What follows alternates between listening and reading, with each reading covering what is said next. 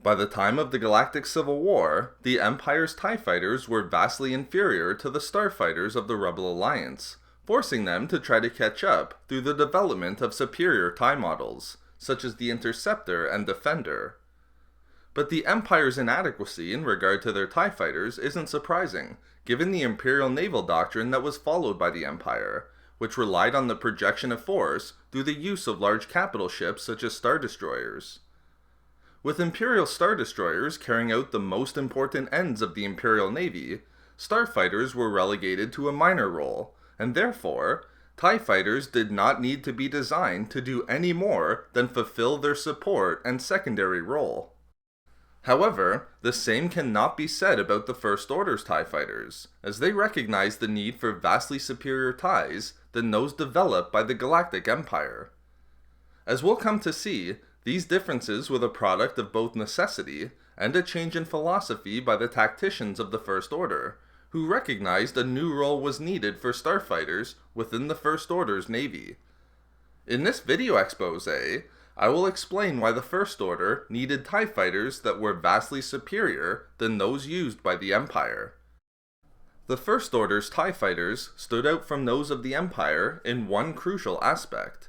They were developed with onboard deflector shields that provided the pilot not only with better defense and protection, but with improved offensive capabilities as well. Further, First Order TIEs were also upgraded through improved solar cells and high-capacity converters, thereby enhancing the total output of the vehicle. The specialized First Order TIE, the TIE SF Space Superiority Fighter, was even more advanced than their standard TIE fighter. These starfighters not only included deflector shields, but they were also equipped with a hyperdrive system, a dual heavy laser turret, and a warhead launcher, all features that were not included on the TIEs used by the Galactic Empire. But why did the First Order dedicate these extra resources to their TIE fighters? Given the position that the First Order was in after the fall of the Empire, there were three factors that drove them to develop starfighters that could fulfill a greater role than the Imperial TIE fighters. The lack of resources relative to the Empire, the emergence of new technologies, and a new philosophical approach to the value of their own pilots. Clearly, the First Order, as a remnant that fled to hide within the unknown regions of the galaxy, did not have the same resources at its disposal as enjoyed by the Empire, in regard to both financial resources and manpower. Because of this lack of resources, the First Order could not build the seemingly endless amount of capital ships, namely Star Destroyers, that the Empire relied upon. Although the First Order had impressive Star Destroyers in the form of the Resurgent-class capital ships, because it didn't have the resources, they were nowhere near as numerous as Imperial Star Destroyers. The lack of resources meant that the size of the First Order's navy was smaller than the navy of the New Republic, which in turn was only a mere fraction of the size of the previous Imperial Navy.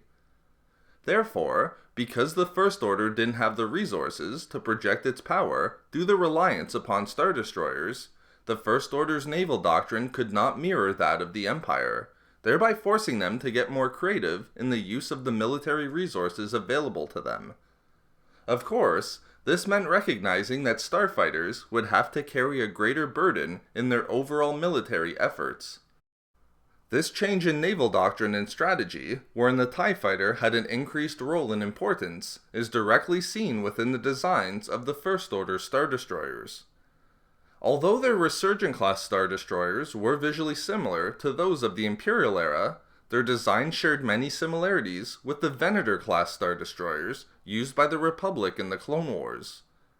In a previous video, I described why the Empire replaced every Venator after the war due to the Venator's designs that focused on its role as a starfighter carrier for the ARC-170s and Z-95s used by the Republic in the war. Because the Empire relied upon Star Destroyers and not starfighters, Venators were undesirable, as too much room was taken up in housing its impressive complement of starfighters, room that could have been used to increase the vessel's weaponry and armor.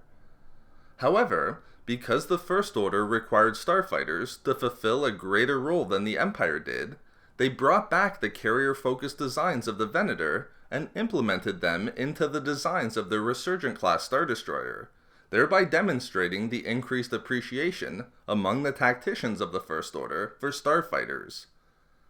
These designs that mirrored Republic-era and not Imperial-era Star Destroyers helped to ensure that First Order capital ships, such as the Finalizer, could launch its full complement of starfighters faster than the Imperial Navy could. But it wasn't just the First Order's lack of resources that pushed them to develop superior TIE fighters than those of the Empire.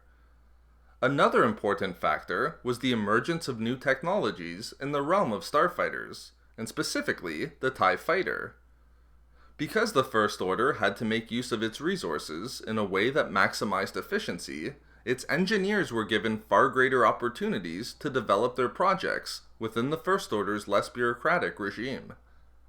This allowed technological innovations to be realized and come to fruition.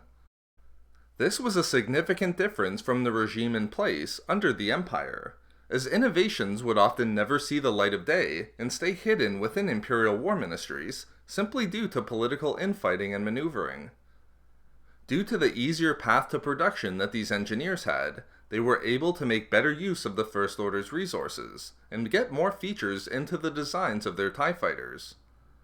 These technological innovations benefited the First Order greatly, as it allowed them to develop TIE fighters that could sufficiently meet the demands of their naval strategy, wherein starfighters would fulfill a role that was more important than their role within the Empire's naval doctrine. Finally, in addition to the necessity created by a lack of resources, and the technological innovations that were developed to provide more capable starfighters at an efficient cost, the First Order developed TIE fighters that were vastly superior to the TIEs of the Empire, because of their change in philosophy that no longer looked at each individual pilot as a sacrificial entity within the greater war machine. Unlike the Empire, TIE pilots were not treated callously and were given a significant amount of training and mission support. Of course, this would have been a result of the First Order's lack of resources, wherein they couldn't waste resources and pilots like the Empire was prepared to do.